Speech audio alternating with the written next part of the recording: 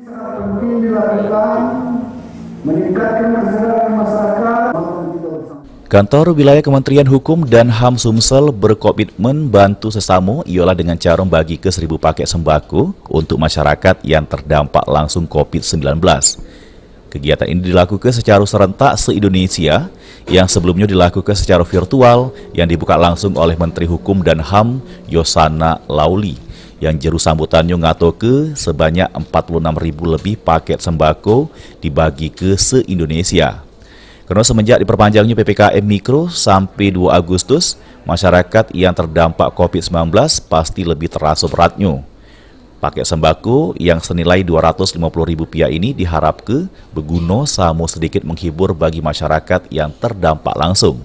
Kepala Kantor Wilayah Kemenkumham Sumsel bagi ke paket sembako ini secara simbolis guna nyegah klaster baru karena kerumunan.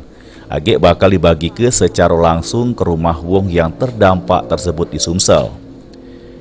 Kepala Kantor Wilayah Kemenkumham Sumsel, Indro Purwoko ngatoke, bantuan ini memang tidak seberapa nominalnya, namun inilah bentuk kepedulian Kemenkumham Sumsel untuk masyarakat yang terdampak dengan harapan pacak bermanfaat sehingga bisa mengurangi beban bagi masyarakat sama ASN Kemenkumham yang terdampak COVID-19. Ya, tentunya kita berharap pada masyarakat yang terdampak COVID ini ya, ini tentunya mohon sebetulnya ini bantuan itu kan tidak seberapa ya kalau dibandingkan dengan teman-teman saudara-saudara kita yang terdampak COVID ini. Kita sudah mengalami COVID ini hampir 1,5 tahun ya yang berlanjut, sehingga kepedulian kami di Kementerian Hukum dan HAM ini semoga bermanfaat. Mulyadi, PAL TV.